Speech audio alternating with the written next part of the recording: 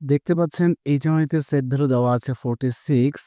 সেন্সরের মাধ্যমে product detect করা মাত্রই ভ্যালু ইনক্রিজ হচ্ছে। রিসেট করলে কিন্তু রিসেট হচ্ছে না। অর্থাৎ আপনি 46 ভ্যালু এইচএমআইতে সেট দিয়েছেন। এটা 46 ভ্যালুতে ইনক্রিজ না হওয়া পর্যন্ত যাতে করে রিসেট না হয় সে ধরনের একটি প্রোগ্রাম পিএলসিতে করে দেওয়া আছে এবং ডিজাইনটা সেমভাবে করা হয়েছে। যে কারণে কিন্তু 46 এর আগে কোনোভাবে রিসেট হচ্ছে না। আপনি যদি 46 ভ্যালু পান, এরপরে যদি রিসেট করেন দেন এটা রিসেট হবে। দেখুন রিসেট করেছি আর সাথে, সাথে 0 হয়েছে। তো আজকের টপিকসের এটা একটা পার্ট। আরো একটা পার্ট হচ্ছে যে এইচএমআইতে আপনি কিভাবে ভ্যালু দিয়ে ভ্যালুটাকে চেঞ্জ করবেন। নরমালি আমরা পিএলসি প্রোগ্রামে ৫, ১০, ২০ এই ধরনের কাউন্টারে একটা ভ্যালু দিয়েছিলাম। বাট সেই ভ্যালুটা পিএলসিতে আমরা বারবার দিব না। সেই ভ্যালুটাকে আমরা এইচএমআইতে দিব। তো এই প্রোগ্রামটা পিএলসিতে কিভাবে করতে হয় সেটাই আমি আজকের এই ভিডিওতে আলোচনা করতে যাচ্ছি। আশা করি ভিডিওর শুরু থেকে শেষ পর্যন্ত থাকবেন। তো দেখতে পাচ্ছেন এখানে আমি পিএলসি প্রোগ্রামটাকে আপনাদের সামনে নিয়ে উপস্থিত করেছি। নিচে যে কাউন্টার আছে এই যে দেখতে পাচ্ছেন C0 = 5 অর্থাৎ আমার এখানে পিএলসিতে 5 দেওয়া আছে। এরপর প্রোডাক্ট ডিটেক্ট করলে আর কিন্তু শো করতেছে না। তো আমি এটাকে রিসেট করে দেওয়ার পর নতুন করে আপনাদেরকে দেখাবো। জাস্ট রিসেট করেছি। আ এই যে C0 = 1, 2, 3, 4, 5 হচ্ছে। আমি কাউন্টারের S2 তে 5 দিয়েছি। যে কারণে এই 5 এর উপরে আর যাচ্ছে না। বাট আপনি কি আপনার ভ্যালুটাকে যদি কম বা বেশি করার প্রয়োজন হয় সেক্ষেত্রে তো আপনি বারবার পিএলসিতে প্রোগ্রাম আপলোড, ডাউনলোড বা এডিট করবেন না। আপনি কি করবেন? আমরা নরমালি এইচএমআইতে ভ্যালু ইনপুট করি এবং এইচএমআই এর ভ্যালুর উপর ডিপেন্ড করে অপারেশন কন্টিনিউ হয়। তো চলুন তাহলে আমরা এই ভ্যালুটাকে এইচএমআইতে কিভাবে দিতে হয় এবং পিএলসিতে কি করতে হয় এর সবকিছু আজকের এই ভিডিওতে আলোচনা করে নেই। তো প্রথমে আমাকে পিএলসি যে প্রোগ্রামটা আছে এটাকে এডিট করে নিতে হবে। যেখানে আমি ৫ দিয়েছি সেখানে জাস্ট ৫ এর জায়গায় আমি এটা ডাটা রেজিস্টার দিব। ডাটা রেজিস্টার হচ্ছে ডি দিয়ে প্রকাশ করা হয়। আমরা D0, 1, 2, 3 দিতে পারি। আমি এখানে D0 দিব যেহেতু প্রথম ডাটা রেজিস্টার। দেখতে পেয়েছেন আমি পিএলসিতে যেখানে 5 ছিল কাউন্টারের ভ্যালু সেখানে আমি D0 দিয়েছি। এখানে জাস্ট এতটুকুই কাজ। এই D0 দেওয়ার পরে আমরা এটার যে প্রোগ্রাম এখানে আর কোনো কিছু করতে হবে না। এখন জাস্ট আমরা এইচএমআই ডিজাইনটাতে কিভাবে ওইটার সাথে এটা লিঙ্ক আপ করাতে হয় সেটা এখন দেখব। তো এর জন্য আমাদেরকে যেতে হবে এলিমেন্টে। আমরা বরাবর এর আগে যেভাবে বাটন বা লোডগুলাকে ক্রিয়েট করেছিলাম। তো আমরা এলিমেন্টে চলে যাব। এলিমেন্ট থেকে আমরা যাব ইনপুটে। দেখতে পাচ্ছেন নিশ্চয়ই যে এলিমেন্টে আমি ক্লিক করেছি। এলিমেন্ট থেকে ইনপুট, ইনপুট থেকে নিউমেরিক এন্ট্রি যে অপশনটা আছে এখানে ক্লিক করে জাস্ট স্ক্রিনে ড্রাগ অ্যান্ড ড্রপ করবেন।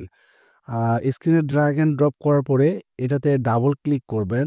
ডাবল ক্লিক করার পরে আমি ওই পিএলসি প্রোগ্রামে যে D0 ভ্যালু দিয়েছি এখানে জাস্ট আইডি দিব D0। দেখতে পাচ্ছেন নিশ্চয়ই। তাহলে আর পিএলসিতে কোনো প্রকার প্রোগ্রাম বারবার এডিট করতে হবে না। আর এগুলো হচ্ছে কালার চেঞ্জ যেগুলো আপনারা আগে থেকে জানেন। আমি এই কালার চেঞ্জ নিয়ে কোনো কথাই বলব না। আমি অন্য প্রসঙ্গে কথা বলি। তো এই D0 এইচএমআইতে যে আমি ইনপুট নিউমেরিক এন্ট্রিটা দিয়েছি কারণ হচ্ছে পিএলসির যে কাউন্টার আছে প্রোগ্রামটা আছে সেখানে কিন্তু আমি কাউন্টার C0 এর ভ্যালু হিসেবে D0 দিয়েছি। অর্থাৎ এই D0 তে আপনি যেই ভ্যালু দিবেন এই ভ্যালুটা পিএলসিতে অটোমেটিক্যালি ট্রান্সফার হয়ে যাবে এবং এটার মাধ্যমে কমিউনিকেশন করেই কিন্তু আপনার অপারেশনটা রানিং থাকবে। তো আমার বাটন ক্রিয়েট হয়েছে।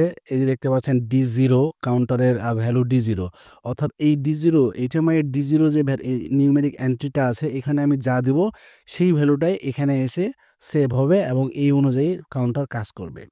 তো এইটা এই মুহূর্তে আমি দেখতে পেয়েছেন যে আমার সমস্ত কাজ শেষ। এইচএমআই ডিজাইন, পিএলসি প্রোগ্রামিং সবকিছু শেষ হয়েছে। আর আমি আপনাদেরকে বারবার দেখাচ্ছি যে D0 ভ্যালুটা আমি এইচএমআইতে দিয়েছি কারণ পিএলসি প্রোগ্রামে কাউন্টারের ভ্যালু D0 দেওয়া আছে। এই মুহূর্তে আমি এটাকে সিমুলেশন করে নিলাম।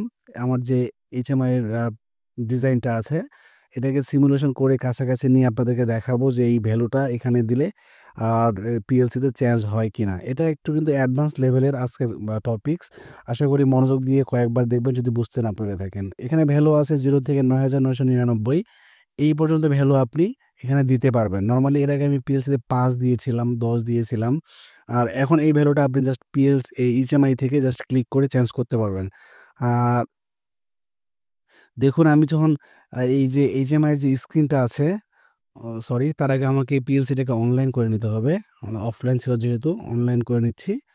পিএলসি অনলাইন করার পরে আমি আপনাদেরকে দেখানোর চেষ্টা করব যে এইচএমআইতে ভ্যালুটা যখন আমি এন্ট্রি করব আমার প্রয়োজন অনুযায়ী, সেই ভ্যালুটা ডিরেক্টলি আমার হচ্ছে পিএলসির যে D0 আছে এখানে এসে অটোমেটিক্যালি সেভ হবে বা প্লেস হবে এবং কাউন্টার এইটাকে ফলো করে সে কাউন্ট করবে।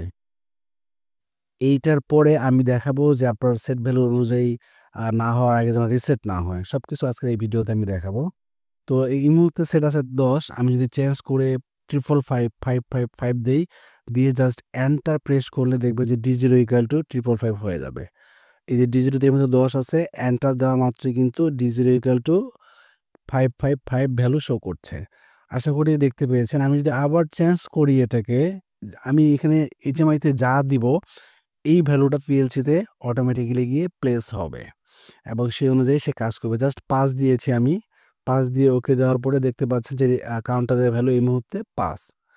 তো এটার মূল উদ্দেশ্য হচ্ছে যে আমরা আসলে তো আমাদের বিভিন্ন ভ্যালুর প্রয়োজন হতে পারে। আমরা কি পিএলসিতে বারবার ভ্যালু এড করব? মোটেও না। এইজন্য এইচএমআইতে ডিজাইন করা হয়েছে যে আমাদের প্রয়োজন অনুযায়ী ভ্যালু আমরা এইচএমআইতে দিব। তো এখন যদি আপনি এটাকে আ সেন্সরের মাধ্যমে ডিটেক্ট করান তাহলে কিন্তু ভ্যালু ইনক্রিজ হবে। C0 ভ্যালু ইনক্রিজ হবে এবং এইচএমআইতে 1, 2, 3, 5 পর্যন্ত আমাদেরকে কাউন্ট করবে। তো যেহেতু আমি ভ্যালু 5 দিয়েছি, এই মুহূর্তে 5 দিচ্ছি। 5 আ ম্যাক্সিমাম হওয়ার পরে কিন্তু আর কোনো প্রকার এখানে ভ্যালু ইনক্রিজ হবে না। এখন কি করতে হবে আমাকে? রিসেট করতে হবে। জাস্ট রিসেট বাটনে প্রেস করলেই কিন্তু দেখতে পেয়েছেন যে এটা 0 হয়েছে। তো এই রিসেট আ ভ্যালুটা যাতে করে ৫ এর আগে না হয় বা সেট ভ্যালুর আগে যেন রিসেট না হয়ে যায়, এর জন্য কি করতে হবে? সেই ধরনের একটি প্রোগ্রাম আমরা এর পরবর্তীতে করতে যাচ্ছি।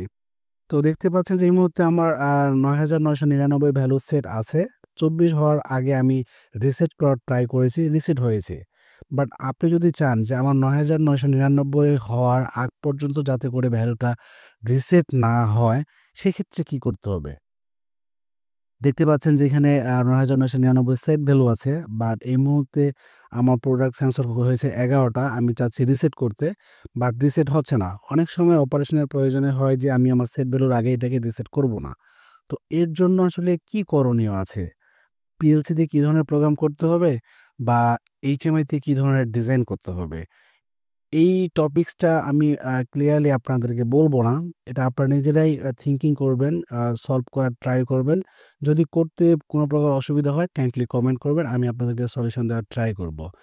আমি এখানে করেছি যে আমার সেট ভ্যালুর আগে সেট ভ্যালু পর্যন্ত পৌঁছাতে যে সময় লাগে বা পৌঁছানোর আগে যেন কোনোভাবে এটা রিসেট না হয়, আ সেটা আমি এইখানে আপনাদেরকে দেখাবো। বাট আমি করে দেখাচ্ছি না ফাইনালি।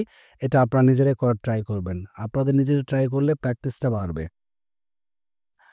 তো আমি এখন আপনাদেরকে দেখাবো যে আসলে আমার সেট ভ্যালু যা আছে, দেখুন সেট ভ্যালু আছে 46। 46 সেট ভ্যালুর আগে আমি হচ্ছে যে সেন্সর দিয়ে প্রোডাক্ট ডিটেক্ট করাচ্ছি। বাট দেখতে পাচ্ছেন যে আমি এখানে রিসেট বাটন প্রেস করলে কিন্তু রিসেট হচ্ছে না। আমি যদি আবারও আপনাকে দেখাই যে রিসেট বাটনে প্রেস করতেছি, রিসেট হচ্ছে না।